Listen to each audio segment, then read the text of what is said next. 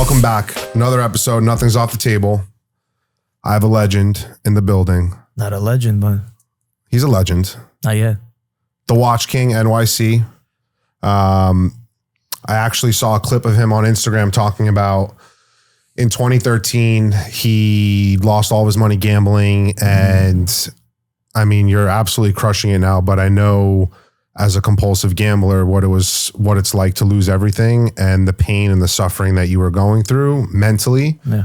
And to see people on the other side of that succeeding, doing well, helping others. And something really important that I saw in that clip is that you promised every single person you would pay them back. Yes, I did. Because that you're a man of your word, and that's the only thing we have in this world. And that's something that I'm currently going through right now. Paying back my creditors that I took money from to gamble. So my boy Watch King, thank you so much for pulling up. First of all, thank you for having me here. It's an honor for me to be here. My real name is Moshe Heimoff, born and raised in Queens, New York, into ultra-Orthodox family. My dad is one of the biggest rabbis in the community, was raised Hasidic, and I don't know what else to say. Different life than what we live right now, where you and I lived a regular, normal life. Hasidic life is a very, it's a life that everything is restricted. You know what I mean? No TVs, no cell phones, no computer, no internet, no books. Just ever? No, nothing. All you have is your family, your parents, 12 other, whatever, siblings, if you have 5, 6, 7, whatever. And, the Bible books and stories about the past with Moses and whatever it is. That's all you have. There's certain foods you're not allowed to eat. And it's basically like living in a prison. You don't know what it's like to live that way till you stir out of it, till you leave it, right? And then you understand like, whoa, I was really living like a restricted life. You know what I mean? We went to school, no girls in our class ever. You couldn't talk to a girl. Hands above the table, because if you put your hands under, if you're curious, you might end up playing with you know what? So always hands had to be on the table. If you didn't know any of the Jewish alphabets, at my days, we would get hit by the teacher. If you said the word shut up, they would put soap in your mouth and rinse it out in front of the whole class. Basically, it was like a whole different type of upbringing, you know? Well, I started questioning that at 11 years old. I have a twin brother. And they said, if you eat Reese's peanut butter cups, which is kosher, but not for the Hasidic, you're going to die. And me and my brother were like, my brother actually, who's my twin, he's like, dude, it makes no sense that the whole world is surviving and we're going to die. We have to try it. So I said, you try it first. And that's when I started my curiosity of how to leave. I call it a cult. People hate that I call it, but it is. How do I leave this prison? And that's what happened. I left the prison at 22. So everyone was that. I left 22 years old. I left the religion. My dad called me. So my dad used to support me. Yeah. In order to go to yeshiva to become a rabbi. And he would pay me like $10K a month. That was then. He's like, I got you. Cars paid for. Just go learn, become a rabbi. 2008 happened, the crash happened, the economy, 2009, my dad called, he's like, I cannot support you no more, I lost my money. So you know what? I'm out. I got to get a job now, so I don't need nobody. Now I want to live the life I want. I left the religion. I'm out. I'm going to become secular. I'm going to go to 47th Street. I want to get a job on 47th Street by somebody to cold call. Oh, you're looking to buy diamonds, and it's $400 or $500 a week it was. And I said, you know what? I was like kind of depressed. I went downstairs, and my boy Gabby's jewelry had a store downstairs. He had the store downstairs, and I met him through road test. We did a road test together.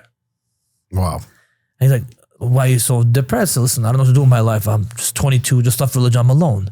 He's like, the watch business? I said, no. I said, I'll teach you the business. Bring $50,000. I bring $50,000. And he told me I bought an AP rubber clad. I remember I paid $11,000, sold it for $11,800 in like 30 minutes. I'm like, I'm hooked. Some guy named George. Remember his name? I remember the watch, what it looked like. And why am I saying this whole story? Because we're going to go how I got into the addiction of gambling, right? Started doing the watch business. And then I found out that diamonds have a way to make more money. How does it work? you go to India. India had didn't have GIA, so they have a gemologist grade a stone a different color. So it's from D to Z. D, E, F, G, H, I, J, K, L is like the main colors. I'm gonna make a long story short. If I saw in India that a stone is a G color and the gemologist gave it H, I would buy the stone for a full price. If I put in GIA, if I get an upgrade, I make like 30K. Wow. And that's what happened. 7 out of 10 I hit, making stupid money. And what happened? I got bored. Drove to Atlantic City one day with a friend. Like, let's go to the casino. Never been. It's Orthodox. I've never been. I just heard about it, saw in the movies, never been. I went to the Trump Hotel.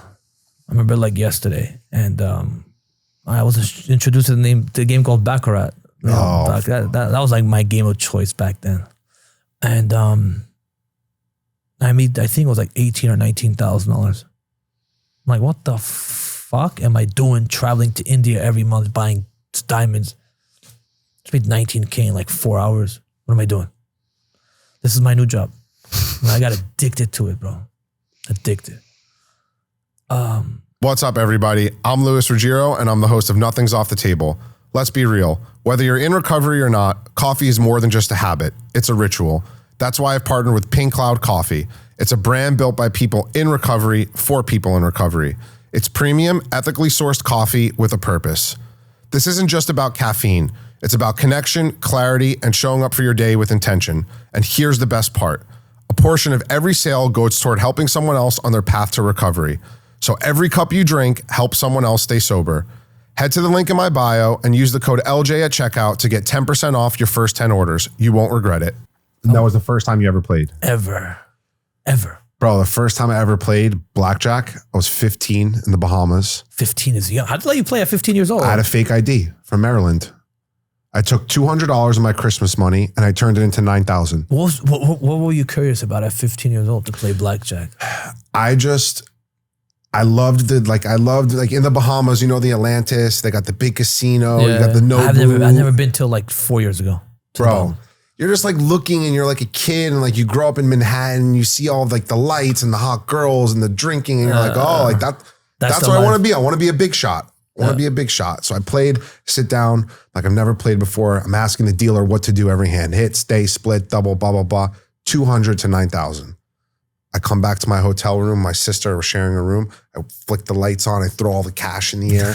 You're 15. You think you're the shit, bro. Bro, I was like, yo, this is it. I'm never doing anything else. I'm just going to gamble every day, forever. And I'm going to be a multimillionaire. I'm going to build my empire on gambling. And yeah, it didn't really work out that way. 9 out of 10 failed, bro.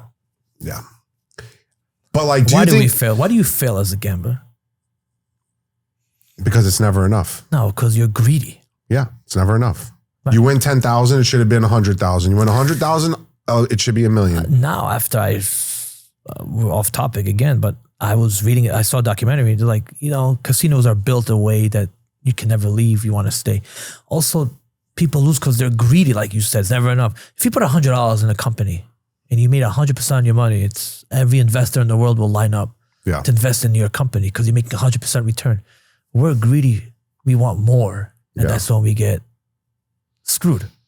You think if you lost that first time you went to AC, let's say what'd you go with? I was hooked the second I got there. So even if you lost all the money you went with? I'll do it again because I want my money back. Yeah. So you're hooked regardless. Either you win or lose, you're hooked. Yeah. Either to get your money back or to make more money. Yeah. Right? That's it. That's what it is. It's the rush. It's not the money anymore. Now it's the rush. Now it's the excitement. You get the action. The living on the edge. Oh my God, I have an 8, or you're peeling that fucking card and you see the 3 side. And is it a 6? Is it a 7? Is it a 7 or 8? Because 9 is 4 side, 9, 10. Yeah. Right? You're sitting there thinking, oh my God, do I have a natural 7, natural 9, natural 8? Then the dealer opens, you sit. And you're yelling, you're slapping the table. Cursing the deal like it's their fault. Unfortunately, it's not. They're looking at you like, why is it my fault? Yeah. Right? What year was that? 2013. It was a journey, man. I remember it got really bad really quick. Thank God. By me, it was only 7 months of real. By me, it was every day, right? I don't know. Was it by you every day? Every hour. I was a sports bettor. So it was, bro, it was every hour I was betting 10 grand on Chinese ping pong and I would Yeah, I would watch the ball just go over the net on the screen. I wasn't watching the actual players. It was just a little ball, bing pong, bing pong. You get so desperate, you just want to put action at anything. It's a giraffe walking down the street. All right, put the over under. How long is it going to take him or something like that? Yeah, right. Thank God, by my days, it wasn't so easy they didn't have sport betting. They didn't have, I mean, they did, but not like you could do it on your phone right now. They didn't have any of that shit that you have today. yeah. So for me, it was harder to get access. New York City wasn't legalized gambling. That's you had to go to AC all the time. But I drove every day for 3 hours each way. And I remember what I did is every time I went, I filled up gas before. I used to have a way to get home. Yep. Right. And it got really bad when I started losing. Because in the beginning, they pay you out. Yeah. And then that's when shit hits the fan. So you'll lose 7, you'll win 3. You think you're ahead, but really you're always behind and you're always playing catch up. Yeah. And you don't understand that till the money runs out. And then the money runs out, and then we start robbing Peter to pay Paul. Yeah, that's what I did. Robbing Peter to pay Paul, and it was a whole. I lost 100 pounds in those 6 months. Yeah, I was 240 when I started. I was 240. I finished 148 in 7 months. I wouldn't eat. Just gamble, smoke, and drink all day. Would smoke like a chimney, drink whatever the hell was on the house anyway, and just do it every day, all day. Were you even going to 47th Street and working during? Wow. No, I'd never go. And everyone was there. I'd go on Fridays because Sabbath had to be home, but so I'd go on Fridays to 47th Street, show my face, and I didn't even want to be there. Yeah. I felt depressed. I felt lost. Right. It was the worst feeling in the world. I was feeling like you don't belong here. Yeah. Like, what am I doing here? I don't belong. But then when you're driving the casino, you're like fucking. You can't wait, right? You forget about all the losses. You think, oh, today I'm gonna go get him. I'll make $100,000. And when they hit you, that walk of shame. The biggest hit, what got me like really depressed was one time I was short 30 cents for the parking. I had to pay $5. I remember I lost, and I had $4.70 in the car. And I said, you're short 30 cents. We cannot let you go. And I said, what do you mean? I just fucking lost my shirt. I said, no, you cannot leave. I don't know what a card is then. Like, they give you these cards and whatnot. And she's like, no, you can't leave. So what I do? She goes, go ask people for money. And that's what I did. I went to beg for 30 cents. Felt like such a loser. I remember I cried the whole way home. I said, I'm never going to do this ever again. And that was the last time? No. The next day I was in Atlantic City. Yep. That's how you know you're fucked. Yeah. It was not the last time. Yeah. The next morning you wake up, you're like, okay, I'm going to get it back today. I'm going back. I'm going to hit him over the head. Yeah. And they would hit me right over the head again. Yeah. The problem is I was a stupid gambler too. I wasn't calculated. So I bet 100, I lost. I put 2. I bet 2, I lost. I put 4, 8, 16, and just doubled it till I won, and then never won. Bro, it's literally prison, and you're a prisoner of your own mind. In your brain, you're a prisoner. And people don't understand. Like even my mom was just like, just stop. And it's I'm easy like, for them to say to stop. They don't I'm know trying. that. We don't want it anymore. You're addicted to it. It's not like I don't want it anymore. Wake up, the first thing, bro. I used to wake up, the first thing I would do before I would do anything, bro. I'd take my phone out and look at the lines. I'd pull up FanDuel, pull up Caesars, whatever, see which one has better lines. It's the worst. First thing I did was check the traffic. Yeah. How far is it to go? I know. to Atlantic City. It's there weren't so many houses like there are today back then. Dude, you know what else is crazy is now it's so glamorized and public and easily accessible. And like I have friends who have kids who are like 16, 17 years old and they're on FanDuel. It's the worst. And they're like betting on sports and because it's in now. So I figured out, why did I go to the casino? What was I lacking? I was lacking acceptance because I'm not accepted in my community anymore. I needed acceptance by somebody. The gambling community accepted me. Yeah. They gave me nice treatment. They treated me nice. They called me by my name. They always were happy to see me. I wanted to feel accepted by somebody, and they accepted me. So when you left your community, like was your dad and mom furious? Oh yeah. My dad more than my mom. My dad was furious. I think now he started coming to terms of what I am. But to them, to my father, it was like the worst thing ever. And I don't blame him. Listen, he's a leader of a community and he's preaching one way and his son turns out the complete opposite. Your twin brother is still in the community? Yeah. More or less. Your other siblings? All of them are. They're still like religious, ultra-Orthodox and whatnot. I'm the only one who, like, you'll sit in a party, you know that it feels, I don't belong. Yeah. I look different than them. Yeah. Right. That's, the casino made me feel accepted. Weird, but that was the feeling. I understand. It's very weird. I understand. But they accepted me for who I am, I said. So I feel accepted. I don't care how much I'm going to lose. I feel wanted here. I want to go where I feel wanted. That's what I did. I went where I felt wanted. Did they want me? No, they wanted my money. Of course. You don't know that till now. I look back and I see that it's all a lie. My dad always says to me, he goes, well, next time you go to the Wynn in Las Vegas, take a good look around. You think that fucking place is built off winners or losers? Exactly. Losers. We built the whole casino. We built the whole casino. And it's, bro, they pick the color scheme so that they take marketing studies and they say, oh, this color on their eyes registers this way in their brain and it makes them want to gamble more. This smell, if you put this smell in your HVAC, exactly, it makes them want to gamble more or drink more. They put that gas in the HVAC. So everyone's drinking for free. Go ahead, drink up. Here, vodka, cranberry vodka. Go ahead, drink. Get more fucked up. Get more fucked up. Get more fucked up. Get more markers. Fucked up. Markers is the worst. Yeah, it's losing money you don't have. That's when you get into real debt. Yeah. You start getting markers from casinos. Yeah. That's when they already know that this one they really sucked you. And like when you put a bait in the water and the fish hits it, you hit that marker, that's the bait. You're fucked. Yeah. You know, I mean, there's so many stories that I told you the other day when we first met about the story. I'll say it here.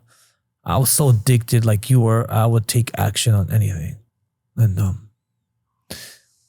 have two crazy stories that I'll never forget. One of them, me and my boy, I don't know if he wants me to say his name here, but if he watches the podcast, he knows I'm talking about him. We went to Hard Rock with $100,000 in our bag. Go to Hard Rock with $100,000, playing blackjack, and we're playing. We're down $90,000. Then Stanley turns to me and he's like, how much money we have? I said, I have 10K left. He's like, do me a favor. He calls me Rabbi. That's my nickname. They all call me Rabbi because I used to be a rabbi, so they all call me Rabbi. I'm like, Rabbi, bless the money. If we make a comeback, I said, listen to me. I'll give you the 10K, but you promise me if we make a comeback, we're out. Once we break even, not 10, we're out. I swear, because he's the one who, if there's $100 he's missing on the pile, he'll try to hit that 100 and lose the whole fucking 100,000 because he's trying to get that 100, which is dumb. Yeah. I'm like, you promise? Yeah. He gave me, shook my hand right before we started. It was a private table we had in the Hard Rock in the back. We gave the 10,000, 2 shoes. We made a count. We have 99,000. I fucking grabbed the money. And I go, he's like, come back here. I said, shut the fuck up. You promised me. We're down 1,000. I said, I don't care. We went to dinner. It cost us $1,000. That was one crazy story. From here, I learned that I get a higher adrenaline when I'm down than when I'm up. Yeah. Because the comeback story is all you talk about. You don't talk about the time you made 150,000. Who cares? Yeah. It's not exciting. Okay, I made 150,000. Bravo. You talk about with the boys, with the crew. That's how you made that comeback when you were down 100,000, 80,000, and you made it back, or you made a comeback, you only lost 3,000-4,000. When you lose 3,000-4,000 out of 100, it's a fucking win. Yeah. You know, you still have, it's okay. 3K costs you one night, big deal. You went to a club, threw out a bottle or something or whatever it is. So I learned, that's what they taught me in therapy. The highs, the adrenaline of losing is higher than the adrenaline of winning. You get addicted to the pain. Exactly. You get addicted to the chase of the comeback. The comeback story is amazing. America doesn't want a guy who's always on top. It's boring. Yeah. Like Derek Jeter's career was boring because he was always on top. Never made a mistake. Right? A guy like A-Rod, a guy like these guys, people love them because their life was full of turmoil and drama. And that comeback story is what America loves. Same thing with gambling. We love the comeback story. That's all we talk about. Yeah. You will never tell me, oh, I went to casino, I made 120,000 in one sitting. Okay. Yeah. So did everybody else. You want to hear the story about how I lost 150,000, had $200 left, and turned it back into 150,000? Hells yeah. Yeah. Yeah. Hells yeah. That's the story I want to hear. And then it gets exciting, right? Everybody's sitting, no way. And you think about it and you get high and you get all the fucking acceptance and people talk about your story to other people. Understand? That's what I was addicted to. Not the winning. So I always said, if I can't make it here, I'll go back to 47 and try to make my money again. Yeah. Or like, I feel like there were so many nights, bro, where I would lose, or like I'd have a parlay to win like 300,000. And I remember the last leg was a West Coast baseball game. I'd always set up my parlays on baseball so that that's crazy. The last leg was the 10 o'clock baseball game. So all my 7 o'clock games hit, and now I can just sit and sweat the last game. And it was $5K to win $300K. That's huge. 5 legs. Basically all of them plus money. And the last leg, it was the Diamondbacks, Marlins. Marlins playing in Arizona. The Diamondbacks were up 6-3 going to the top of the ninth. You know you're fucked. The Marlins scored 4 runs. You know what's happening. It has to happen. My cash out was like 280,000. I'm like, nah. I'm like, wow, I'm not losing 20,000 on 3 runs. Like, I'm not losing. Me, I would have taken it.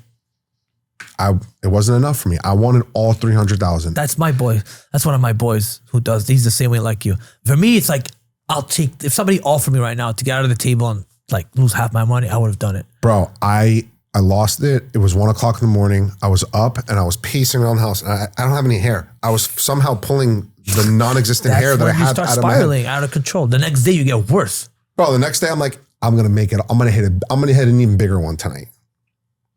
They call the parlays the sucker bets, right? Yeah, I know. Bro, I was a junkie. And I was, at this point in time, I was in such a hole already. I already owed out 800,000 and I had no money. So everything I was doing was just trying to take a shot because I was like, how am I getting 800,000? Like, I'd been bailed out by my parents 7 figures already up until this point over the course of 10 years. Like, if I asked my mom for $5 at this point, she'd tell me to take a walk. So I knew like, there's no way fucking out of this, bro. Like, there's no way out of this. So I just kept taking shots. And then finally I just was like, all right. I remember I got a flat tire. Like, okay, we got a flat tire, bro. What's the big deal? But I was down so bad. I didn't have any money. And it was just like the emotional thing that just literally set me off. And I was like, yo, I can't take this pain anymore. I can't do this. People don't understand the pain we're in emotionally. You don't see it. An alcoholic, you see it on him. Yeah. Right? He smells, he doesn't look good. He's wobbling. Yeah. We look normal. Yeah. Our brains are fried to shit. A druggie, you see him shaking. Yeah. By us, our pain is internal. Yeah. And everything becomes so unmanageable around us. Can't do anything. No. Well, your mind is consumed with gambling and how to fucking come out of that hole, right? And you always say, oh, I wish I would have never done this. I would have spent the money on this and that and this and that. You go to the store to buy shoes, you become cheap, but you throw 30,000 in the casino. Yeah. Right? How does it make sense? That's why I always tell, how the hell did that make any sense to you? One of the questions, and when you go down to Gamblers Anonymous, they ask you 20 questions. And one of the questions is, were you ever reluctant to spend gambling money on normal, were you ever reluctant to spend money on normal expenditures? And the answer is no. I was like, I didn't want to spend $400 on shoes anymore. I wanted to spend $10 on shoes because I needed the other $300. Of course, to gamble money. I need $390 for the parlay, bro. I didn't care about shoes. I didn't care about nothing. Yeah, me neither. I didn't care about food. I wouldn't eat. I didn't care. Smoked 2 packs a day, drink my ass off. Just got home depressed every single day. How did it come to an end? How'd you stop? How bad did it get? It got bad. So I'll tell you another story how it got bad. The Heat were playing the Wizards. I told you this story before. I'll say it here. It was the big 3 were on Miami. And I called my boy Igal. He's a bookie. I'm like, listen, the Heat are gonna beat the Wizards.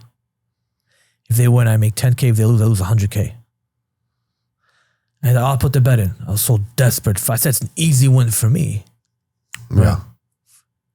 You're risking 100K to win 10. Stupid of me. I didn't know.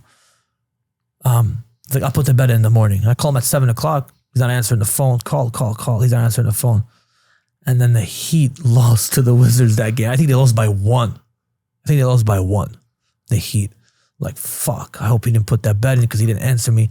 The morning he comes to me, he's like, bro, he called me. He's like, you lucky son of a bitch. I got pulled over for a suspended license that at 7 o'clock putting in your bet. And I got arrested. I went to jail. I couldn't put in your bet. Oh my God. That's when I knew I'm fucked. Like, this is a sign from God already. Like, yo, you got to stop. This is, if I lost that 100K, I probably would have done something stupid to pay. I had no money to pay people. Like, I had no money anymore. My dad found out, took 100,000 from me right away that I had in the biz. Like, give me the money. It's my money. I gave you to start your business. Do you want to go? You want to go spiral out of control? Give me my money back. Rightfully so. Then when my partner started asking me what's going on, where's my money? And when you're losing weight, what are you doing? I know that's it. I reached rock bottom when I couldn't even pay $700 for pictures. I had pictures hung on my house till today. It was $700. The lady's like, how are you going to pay for it? I said, I can't even afford to pay you for the pictures. It's like, okay, just take them and pay me when you can. And that's when I knew that I'm fucked. It's over. My house is gone. That's already gone. They took my house. The bank took your house? Everybody. The bank, people out of money took the house. My car was gone. Well, every jewelry or watch I had was gone. Every diamond I ever had was gone. I owe my partner's money now, over $1 million. Forget what I lost. That's separately. I owe people money now, over $1 million. What do I tell them? You owed out over $1 million. Yeah. Fuck. Yeah. I'm like, listen, there's two ways. Either I end my life or work my ass off again. And I decided that I remember I was in the office and my boy came. And he's like, bro, you look like shit. What's going on? I said, nothing. He's like, he was a therapist. He's a good guy. Go see him. His name was Dr. Mizell. I went to see him that day. I called. I was like, I need help. Like, it's like, you're dying. You need help. Yeah. And he's like to me, I went and I lied straight through my fucking teeth. Sitting there and saying some bullshit story. He looks at me, he's like, I know you're lying to me. I'm like, what do you mean? He's like, I know you're lying to me. And why would you come here and spend your money? I don't care. I'll take your money and lie and waste my time. You tell me the truth or get the fuck out of my house. Straight up, he told me, tell me the truth or get the fuck out of here. So I broke down. I'm like, my life is over. This and this and this and this has happened. He's like, if I put you on a program, you're going to listen to me? I said, yes. It's going to take you 2 years. It's a long road ahead. You ready or not? I said, I'll do whatever it takes. That's when I started really taking my life seriously. Did you go to rehab? Yeah. So what happened was my daughter was born in December of that year. I couldn't even pay for anything. I come to the hospital. I was like in the club the night before partying and I didn't even go see her. Like, I didn't even see her when she gave birth. Nothing. Like I didn't even go to the hospital. Yeah. And then I went to see her in the morning. I looked at her. I started crying. Like, what the She said, I have no dad. I'm done. Like, I have money. I can't even pay for her. Like, I can do nothing. I can't even support her. I can do nothing. And I remember crying. I said, I'm going to change my life. That's when I decided I'm going to change my life. And my daughter today is 11 and a half years old. Every time I see her, I said, because of you, I'm alive today. Because of you, I am where I am today. Because you changed my whole life. If you wouldn't come to this world, I probably would have been either dead or in jail. Yeah. I was ready to do something. I mean, what are you going to do? Yeah. You have these people knocking on your door. The pressure's insane, bro. Where's the money? Coming to my dad's house. People I owe money to. And then when I went to rehab, he told me you have to go to so there's GA, right? There's inpatient and outpatient. Yeah. Excuse me. So I went to the one that go once a week, sometimes twice a week, and I go to therapy twice a week. And it was dark. I remember the song they made me listen to. I remember the smell. Yeah. It was a long time ago. I remember what I felt like that time. Like it's still in your brain. I felt the AA book they gave me felt good to read because somebody understood you. Because the book understands you. The book is talking to you. The book is you. The book is you, exactly. Yeah. The book is you. And that whole 12-step program and the whole sponsor you have and everybody you have to answer to, and they hold you accountable for everything you do. They teach you 1 hour at a time, 1 day at a time. Don't think about tomorrow. It's only today, right? It changed my life. Hard, bro. Bro, it works. I was talking about this on Tuesday night with somebody, and he's new to Gamblers Anonymous, and he's just like fucking stressing out, owes out a bunch of money. He's like, I don't know what to do, man. I don't know what to do. I was like, bro, don't worry about tomorrow. Just don't gamble today. Go home, get some sleep. Tomorrow, we'll figure out tomorrow when tomorrow comes. And when you're so broken and so beaten like that, like the only thing that you can do is just like, for me in the beginning, bro, I was like, I just got to get through today. I got to get through, it's 11 o'clock. I got to get to 12 o'clock. And then I got to get to 1 o'clock. And then so on and so forth. And now, you know, you get away from the pain. I sat down with my creditors. I told my creditors, this, I'm a compulsive gambler. I'm fighting for my life. This is what I can pay you a month. It'll increase after the first year, blah, blah, blah, blah, blah. And once the pressure of like people, the pressure of people you owe money to banging on your door, bro, you can't think. You can't think. You can't fucking function. And I don't blame them too. They're of fucking money, and I lied to them straight to their teeth. Yeah, of course. If someone did that to you, you'd be knocking at their door too. Hells yeah. Yeah. I'll be there every day knocking on their door. Yeah. And the same thing. So the creditors, I said, listen to me. I'm going to start my business again. I'm going to live on I'm going to move to my parents' house. I'm going to live on $4,000 a month, and everything else I'll pay whoever I owe the most. I got on a plane, moved to Hong Kong, and started my watch business all over again. Wow. And I worked 20 hours a day, every day. And within 2 years, I made everybody whole. Why Hong Kong? That was the niche then. I mean, everybody's going now, but I'm already done with that. I just finished in January. It was like my last time. Got it. I still have offices, stores there, an apartment there. I have everything there. So Hong Kong is the hub of the watch business. Got it. So that's what I did. And I built my whole life around there. And I took my addiction of gambling and I put it into work. Which is not good either, but I tell myself, you know what? At least I'm doing something positive. Yeah, I don't have a middle ground. All in or all out? Exactly.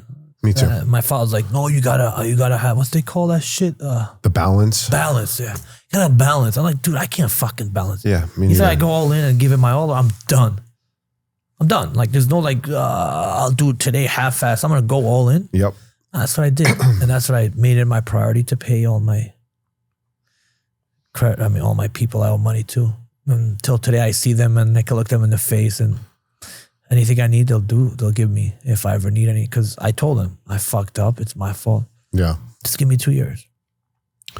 That's for me, bro. I was running for 3 years, running away from people and hiding and this and that. And people were like, me too, rightfully so. Calling my mom, your son owes me money. He owes money to this bookie. Not a good person. I'd pay, blah, blah, blah, trying to shake down my mom. And listen, now, 7.5 months later, people are still upset with me. I owe my cousin, who's the godfather to my kid, I owe him over $150,000. And I'm paying him every month, but I put him in a bad situation, and some days are good with us, some days are bad. But I can wake up knowing today that on the first of every month, I'm sticking to my word and I'm paying him. And in the next couple of years, it's going to be made whole. They just want to see that you're progressing in the right direction. You're doing well by them. You're going to repay them. That's all they care about. Yeah. There's months where I told my credit, listen, I can't pay. I make enough money. I said, okay. Yeah. It's fine. But within 2 years, I made it my priority. Even if I had to take home $1,000 or $2,000 and just whatever, that's what I would do. That when was you finished paying everyone? 2015? 2016? Yeah. So 14 now it's to 16. It's been almost 10 years. And you're fucked, dude. You're crushing it now. No, I relapsed again in 2018. You lost a lot? Yeah. I was in Vegas waiting for my flight. I had $28,000 in my bag. I said I have 5 hours to kill. Try my luck again. Let's see what happens. And I went to roulette. Within an hour, I lost $28,000. And I I told myself, I remember I cried the whole flight home and I was like, fuck. Why? And you know what? I learned that this is part of the healing process. Yeah. You'll relapse here and there as long as you know how to get up. Everybody's going to fall. The question is, how do you get up from when you fall? In life, everybody gets up, falls, gets up. A baby the same way, right? Baby will get up, crawl, whatever, walk, fall, gets up again. If you're going to feel bad for yourself once you're down, you're just going to keep on falling. So what therapy taught me is, don't be hard on yourself. Accept what you're doing. Don't be ashamed of it. Talk about it. I talk about it all the time. Yeah. I'm getting all so embarrassed. Today I talk about it openly. I go to these kids, tell them you're not cool. Yeah. You're weird. You're a loser for gambling. Betting 100,000 on the Knicks, you're a loser. You're a loser. Yeah. I made 200,000. Today you did. You're going to lose 400,000 next week. Exactly. At the end of the day, the house always wins. There's a saying, the house always wins.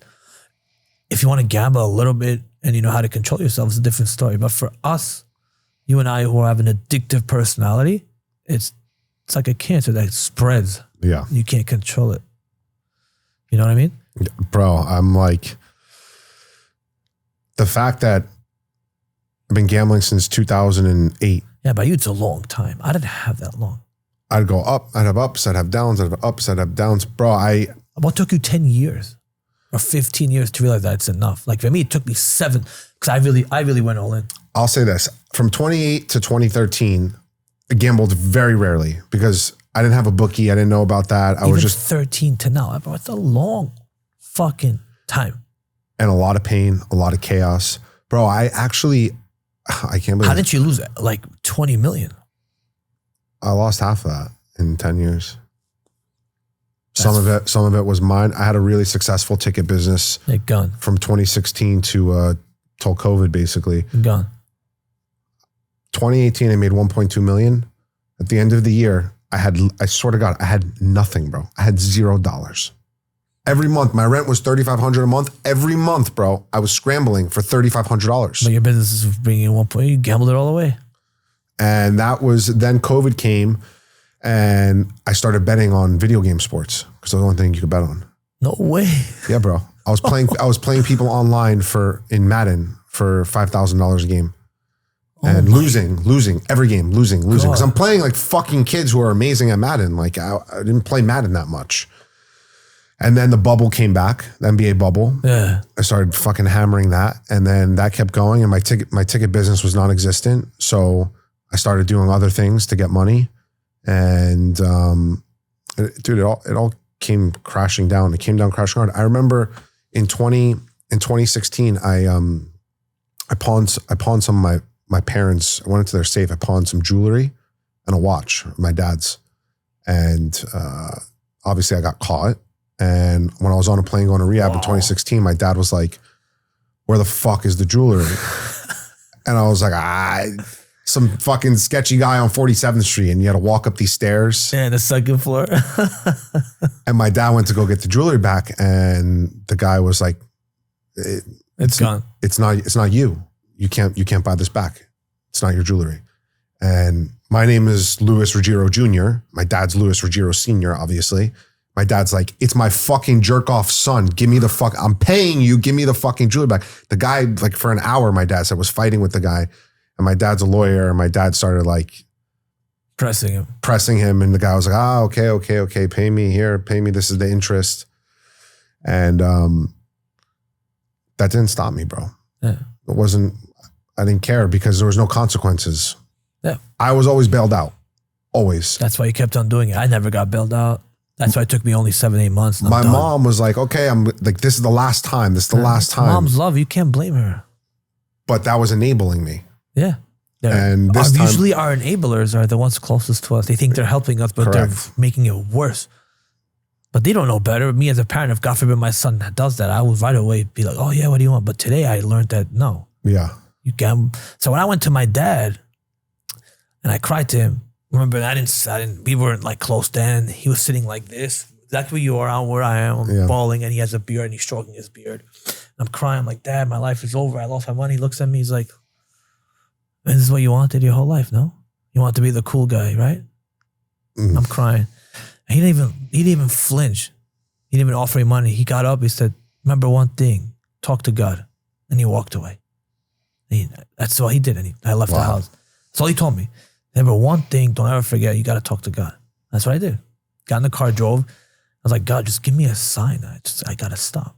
I can't. You can't. You want to, but they don't understand that you're so deep in the hole that when you look up, right? When you're deep down and you look up, you're like, fuck, that's so far up. Yeah. Like, I'll just stay down here. It feels better. It's more comfortable. Yeah, because there's no expectations. Everyone knows you're a fuck up. Everyone thinks you're a fuck up already. That's it. It's done. So what you do is you start feeling bad for yourself. That's the worst. When you start feeling bad and you feel bad and you feel bad and you say no and you feel bad. Don't feel bad for yourself. That's one thing they taught me too. Yeah. All right. So you built your life back. It took a long time, bro. The last 10 years with basically. I actually built my life back took me.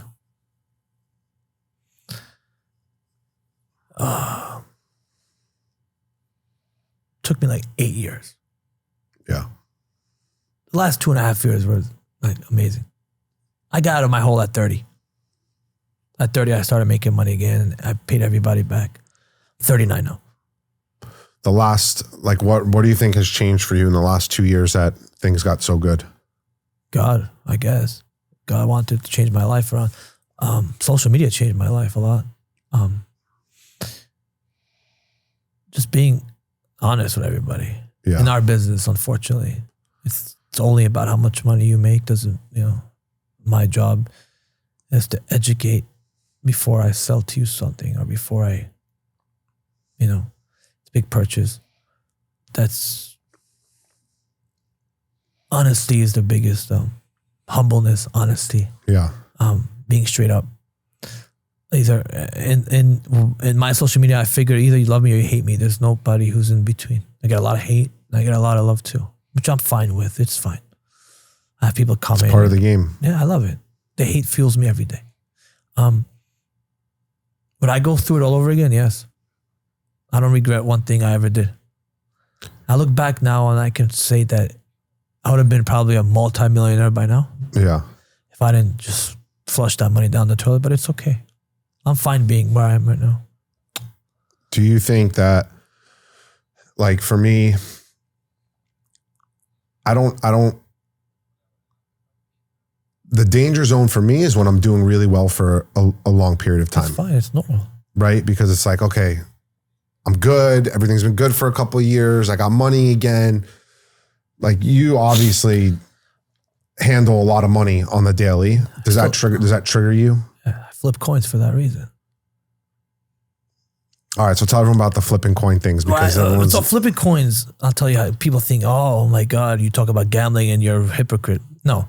Before I started flipping coins, I asked my therapist and I told him, I'm not flipping double or nothing. Yeah. Flipping my profit. The principle still comes back to me. Yeah. You're not losing money on the flip. Losing money. One time I lost money. That was my fault. And I flipped with a guy named David Dobrik. He's a big YouTuber. I flipped 100K. I lost. That's my fault. That's gambling. Yes, but whatever. One thing rehab taught me is how to control myself, control my addiction, control my gambling. Yeah. You'll catch me at a table sometimes here and there. Yeah. Playing for $1,000. What I do is my partner will give me $1,000. So let's test our luck a little bit. He takes all my other money and hides it.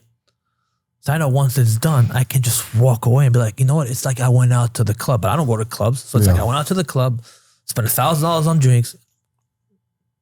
Now I'm drunk as fuck and I'm going home. Yeah. Like, all right, bro, like if I got a wire for 500K today, I already know how triggered I'd be. I'd be like, yo, I can. Yeah, still today, I always wonder. I go to Vegas 5 times a year. My boys gamble heavy, $100,000, $200,000, $300,000 buy-ins. You know what I do to get that? I just watch them. Yeah. I ask them, let me drive. Yeah. Driving in backyards when they deal the cards and you peel them. It's called drive. You're the driver. Yeah. So I ask them, let me drive. Let me just feel I'm not going to put money. Let me drive. Yeah. So if I'm hot, they'll let me drive. And that's the rush I get. But I have no money involved. Yeah. What I do is when I come to Vegas and I feel like gambling, I go to Hermes, spend 10K and there's my gambling. Yeah.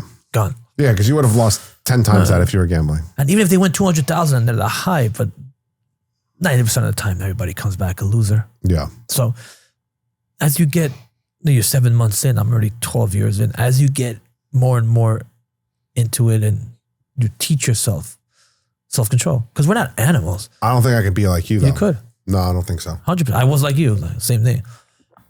I'm what you do is you teach yourself. What differentiates? I don't even fuck to say that word. What's the difference between us and animals? nothing. We eat, we sleep the same way, we have sex the same way. What's the difference? Control, self-control.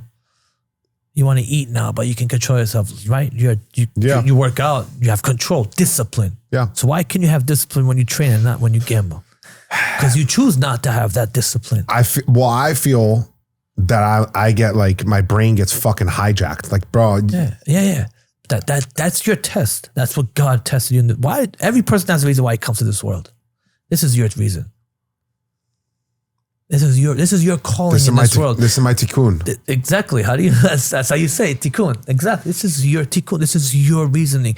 God wants you to go through all this to do this podcast and help hundreds of thousands or millions of people around the world with gambling who are scared to talk about it, who are embarrassed. Don't be embarrassed. Yeah. We're sick just like a person who has a fever. Yeah. We're mentally sick. They're physically sick. We're both fucking sick and we both take our own medicine. One takes oral, one takes in the ear. Yeah. Therapy, talk about it. Yeah. So shouldn't be ashamed. You have self-control. If you were a fat 400-pound human being, I was like, okay, you know what? You don't have self, but you do. You're in shape. You go to the gym. You control what you eat. Same thing with gambling. You control what you spend. Yeah. And that's, you'll learn that with time. Same thing with me. I learned that with time. You like how I knew the new tikkun? How'd you know that word? I studied Kabbalah for 3 years. Get the hell out of here. Yeah. You know who David Guillaume is? Yeah. David Guillaume was my teacher. When I was really struggling early on in addiction from drugs, alcohol, and gambling, I hated AA, I hated GA. Yeah. And my friend was like, I've been going to Kabbalah for 5 years. I have this amazing teacher. Go again. I love AA now. I love GA now. Do both. Man. The more you know, the better you become, man. That's true. I'm in therapy. I go to AA, I go to GA, do a lot of reading now. I don't go anymore. Bro, I pray, I meditate. Yeah. I really found like, I went to Catholic school from kindergarten through 8th grade. I hated the Catholic Church. I hated religion. It was forced down my throat. Yeah, same thing. And now really the last like 2 years, I've really found my faith again and I believe in God. Religion and God are two church. separate things. Religion is control. Yes. And God is loving. Yes. God is all inclusive. You have children?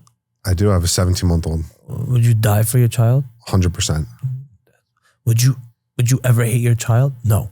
No matter what. Yeah. It's unconditional love. That's God's love for us as we're his children. They don't teach it to us in religion. Oh, if you do bad, God is going to punish you. Correct. That's not true. Correct. God is our father. Father or a mother have unconditional love for their children. No matter what, the child could be the biggest murderer on this planet. You still die for that child. And God is forgiving. Exactly. No matter what you do, if you ask for his forgiveness, he will forgive you. Repent. Correct. Admit it. Say, I'm sorry. I apologize. It's hard for me. God understands. They don't teach it to us in religious schools. Any religion, Christian, Muslim, or Judaism. They teach you that. They scare you. They scare you. It's a scare tactic. That's it's a way happened. of control. And we run away from this fear. So each one runs away to his own. That's why, you know why I like AA? Because it's a God of your own understanding. Exactly. It's not Judaism. It's not Catholicism. It's not Islam. It's not Hindu, whatever. It's a God of your own understanding. Your higher power could be the fucking ocean if you want it to be. Yeah. So I talk to God through nature. I'll go to the forest at night or the park. Yeah. But there's trees and that's why I connect to God. I won't go to synagogue with 10 other men. That's what we're supposed to do. That's what brings you closer to God. It would be my guess. What do your kids go to yeshiva? Private school. Yeah. Yeah. Yeah. But obviously they're not Orthodox. No. Yeah. They're whatever, but Yeah. they're not like I used to be. No. I said my kids are never going to be. If they decide to be that in the future, that's what makes you happy. Do it. Be my guest. I think as we get older, though, we have a better understanding of religion and can kind of like see that, like, yes, there's a control aspect of it, but also if you take the good out of the religion, it's kind of just there to shape us and mold us and to be good human beings. Of course, if we take it the right way. The problem is they don't teach it to us. Correct. And they teach it to us aggressively and it's a fear tactic. Fear tactic, exact control. Well, these rabbis, these priests, these imams, they feel that their power. Can you imagine you're a community, you're a leader, you have 1,000 members listening to you when you talk. That power you have inside of you is the ego goes up. And I'm like, you know what? No, you feel like a god. Yeah. Listen, it's true. Yeah. Always got to stay, as I tell you, we always got to stay humble. Don't let the fame or anything get to you. Because once it does, it's over. How do you manage that? Because you're not, you are famous. I'm a kid from Queens. I tell myself every day, you're a nobody, you're a kid from Queens. And when people come and they ask and they get up, I'm like, well, dude, I'm just I'm not really famous yet. Hopefully I become one day where I go everywhere. But I just tell myself, you're a nobody, you're a kid from Queens, and you just do what you love and you happen to get lucky. I mean, listen, a lot of my friends, like one of my best friends, his family's in the jewelry business in Dallas. And he texted me, he's coming here at the end of August. And he's like, you know this guy, the Watch King? I'm like, bro, I swear to God, I was in his store 2 days ago. He's coming on the podcast. He's like, no way. Like, I want to flip this. I want to blah, blah, blah, blah. I'm like, yo, we'll go when you're here. Anytime. But I love people who come every day. My job is to teach the kids how to stay out of trouble. That's what I do. I have kids every day coming to me. And I give them watches to try to sell and to make a couple of dollars, because I'd rather them do this than hit the streets and become like me. Yeah. What I was. And I don't want them to go through that that road. It's a tough road, man. The recovery is harder than the yeah, of course. The journey, the recovery is really bad, like really hard. I think the first year is hard, and after the first year, it's smooth sailing. Like it's. But that's what builds character. I promise you, you'll be in 5 years from now. You'll look back like, oh, I can't believe it's the biggest accomplishment in life. 5 years from now, I'm coming to buy a 5980. You can buy it in a year. Put your mind to it. I promise you can buy it in a year. I mean, just make sure everybody's paid off. Not really young. Yeah, they're gonna come to you and they're like, "Yo, this kid stole us $100,000. He's buying a $500,000 watch." I loved cars, and I wanted to get a car so badly. And I was like, and I still owe people money. I said, I can't pull up with a fucking nice car and I owe these people money. So when I paid everybody off, I was 30 years old. I wanted to get an M4. Then it was like, oh my God, Park Avenue in Jersey. I went to my boy Eamon over there, and it was like $700 a month. It was like a neon green called Austin yellow color. I'm like, now I can drive this car and enjoy it. Nobody money, nothing. And that's the greatest comeback story. The more I talk about it, the better I feel about it. That should be the same for you. You should always talk about it. Always. Because you don't know who you're going to help tomorrow. Sometimes, it's funny. Sometimes like I have people who are in AA and GA with me, and they're like, yo, you're so open about your shit. And I'm like, okay, here's two things. A, you fucking Google me and all you see is Rosanna Scotto's son banging hookers. Rosanna Scotto's son steals a purse. Rosanna Scotto's son murder trial, Oxycontin addict, gambling addict, this and that. And it's all like from a very salacious, clickbaity perspective, obviously, because that's what they do. They want to. That's the media. They have no choice. Correct. And so that was part of the reason why I did this podcast. It's like, yo, I want to get my story out there and tell it from a perspective of like, I was a sick and suffering child of God that needed help, bro. I needed help. 100%. I need help. We're all sick in our own way. We talk about it, so people hide their demons. Yeah, no, I'm open about it now, bro. You have to, because this is your calling. I guarantee this is what God brought you to this world for. The feedback I've been getting, bro, is amazing. Does it make you feel amazing? People message me on TikTok from Oklahoma, like, yo, I'm strung out on oxys right now. I love your podcast. Thank you so much. Like, I message them back right away, like, yo, any way I can help, like, send me your zip code. I'll find AA meetings for you to go to. Like, just helping people is, for the first time in 31 years, bro, I'm like, okay, this is my purpose. It is your purpose. This is my purpose. It took you 31 years to understand that. And God put you through that journey because he knows that you're going to pass that journey with flying colors. It's roller coaster, right? A little turbulence here. But once you're done, it's smooth sailing. And God knew that's your calling. But he had to make you go through hell first in order to appreciate your calling. Yeah. And in 5 years, you would be like, I'll do it all over again because you'll be in a better place. You're like, it was all worth it for me. Now today I look back, I'm like, what the hell was I thinking? My fiance says to me, she goes, do you regret anything? I said, no. I said, I'll tell you why. I said, A, because it's made me who I am. I'm one of the most resilient people that I know because of everything I've been through, almost dying, prison, everything. And I said, the last thing is that I never would have met you if I didn't do what I did. Well, that's an amazing answer, bro. Bro, everything kind of led me, even the worst of the worst led me to her. And she's like my soulmate, and she's the best mom. As long as she understands you, that's all that matters. Another day, people are going to talk shit about you regardless. Always. The fact that they do means you're important. That's what I learned. They don't talk about the guy walking down the street, catching the train or the bus or going to his car. They talk about you because you are important to people, and they're jealous. And in order for them to feel accomplished about themselves, they have to put somebody else down. You know, my dad always told me, you put one finger this way, there's 4 fingers pointing back at you. Yeah. Right? These, besides this one, whatever, 3, Yep. I say 4, but it points back at you. Yeah. That's what I learned from the hate. I get a lot of hate, but that means because we're doing something right. And they're going to tell you, you junkie, you this, you that, you X, you Y. So yeah, I am. And I'm happy that I've been through it. And you don't be embarrassed. Bro, I'm not. I wear it like a fucking badge of honor. It is a now. badge. It's a badge of honor. The badge of honor is not what you went through, it's what you're going through right now. It's the Correct. recovery. It's the road to recovery. Because it takes a person with balls and strong will to hold up, to not gamble. It's like water to our soul. For me, the addiction is like, I was in Vegas this weekend. Every time I passed the casino, I felt high just from the smell. Yeah. I didn't play 1 penny. Yeah. I didn't care. I would have. I'm like, oh, You know the result though. You know the end result. Yeah. You know the pain. There's no enjoyment that comes from it. It's just pain for us. It is painful. Yeah. Even the people who say they're not painful, oh, it's okay, I lost $200, not a big deal.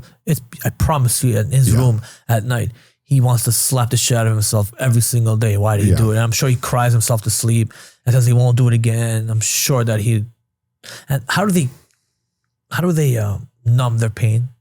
Thank God to do drugs. I was too scared of that. They do drugs, Yeah. right? So they numb their pain. They forget tomorrow morning you wake up, it's the same. It was the only thing that turned my pain off. Was drugs and alcohol, bro. I didn't do drugs, so I was in pain all day. I was snorting 900 milligrams of oxy a day. Jesus. 30 30s. 30 30s a day, bro. Snorting, taking, smoking them. You're lucky to be alive. I am. That's why right now, bro, this is the longest I've ever had sober. Took me 8 years to get 1 year of sobriety. It's good. And then the gambling was the last missing piece of the puzzle for me to really achieve that serenity in my life. And you miss when you see on ESPN the over-unders, I don't live watch. betting. I don't watch. I haven't watched sports in 7 months. Dude. I turned all my money over to my fiance. That's the way. But you have to watch it. And you have to understand that you can fight it. Like I watch it every day. I'm a sport fanatic. After my 1 year, I'll watch sports again. That's what I did. I didn't do it for 2 years.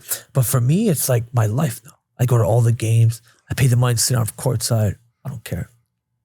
I fly everywhere to watch games. I watch hockey. I went to Canada. I was like, I'll play off hockey in Canada. People, are you betting the over-under? I said, I don't even know. Yeah. Well, how do you watch it then? The atmosphere makes me It's high. entertainment. Yeah, it's entertainment for me. Yeah. That's how you fall in love with the game. Yeah. You know, I sat with Mayweather one time and I asked him, what's your favorite team? And he's like, none. I'm like, why? He goes, nobody makes me money. So what do I care? I just come here for entertainment. Yeah. And he's a fucking big gambler. Yeah. But he only posts his winning tickets, bro. I hate people who post like their winning tickets. I don't know. He posts his winning tickets? Bro, he posts like winning tickets like 500K on this team to win 600,000 and always hits. He's at a different level, bro. He can gamble for the rest of his life. I don't think he'll lose his money. Yeah. I was nowhere close. I had to borrow money to gamble, bro. I'm sure he's not borrowing money to gamble. He's fucking loaded. God bless. So, you know, and I'm sure he knows how to control himself too. He won't bet like you fucking ping pong. What do you know about ping pong? Nothing. Yeah. I bet on the guy who had the longer last name. I play Pai Gow poker, bro. You know what the fuck that is? Chinese poker. I never even know what the hell that is, but I learned the game and I'll just gamble Pai Gow in the casino because I was going to try my luck at a different table. Sick. Till you asked me what Pai Gow is, I didn't even know. Then I knew. I play 3-card poker. I'll play high hand. Yeah. Have a high hand 7-6. War. What the fuck you call that? Stupid. Stupid, bro. What would one piece of advice you give to either a young kid or an adult right now who's watching, who's either struggling with addiction or just gambling, who's trying to make it out? One piece of advice for them. There's light ahead of the tunnel. It's never over. Don't give up. One day at a time. And always be humble and believe in God. And talk to God every single day. And I promise you, if you really... I always say a man went to the moon. If it's true or not, I don't know. But somebody went up there. We can do anything we want to do. And it's hard in the beginning. A baby's hard also for him to walk and to crawl and to stand. But he does it. So that's my piece of advice. Never give up. Never give up. Never. And dream big. I would dream every day that I'm out of that gambling. That like every day I would be like, I'm out. Nobody's knocking on my door. Every day I'll be my goal. And thank God. I mean, you're there. You're almost there. You're halfway there. Yep. It's easier, bro. It's easy. It's going to get easier. What are you, 7 months? 7 months. Hmm. 225 days. I remember counting. Yeah. I lost count a long time ago. Yeah. And you gotta keep your mind busy. Yeah. Bro, I work in my family restaurant, my day job. I do the podcasts whenever I book guests. I do the podcast work throughout the day sometimes. You do it all by yourself? I have editors, but I mean, I post all my clips myself. I plan everything myself. I'm working on some other projects in relation to the podcast. Be addicted to this. I am. I'm addicted to helping people. Yeah. That's my real purpose. The podcast is going to help people, but eventually I want to get into like life coaching and like really helping people grab them out of the gutter. You're the only one who can do it because you went through it. Correct. And if these life coaches didn't go through life and they start preaching, people look at them like, well, what are you preaching? You weren't even there. It's like you can preach to the guy who's there because you've been there and you're going to help him correct. Get out of the hole. Correct. Understand? That's what I believe. That's your calling. Yep. I guarantee you that's your calling. God brought you to this world to do this. Amen, bro. Amen. We're done. Thank you so much for coming, You bro. want to continue or we're done? Whatever you want. We're good. Love you guys. This guy is the man. Met him through TikTok by accident. And we're here a week later. It's amazing. Man, you do amazing work. You're amazing work, man. He's dedicated. He came right to my shop. I told him, come, he just walked in. That's how you know somebody's dedicated to changing his life and other lives. So tune in, man. It's going to be an amazing podcast. I appreciate you, bro. Love you, God bro. bless. God Love bless. you too, brother.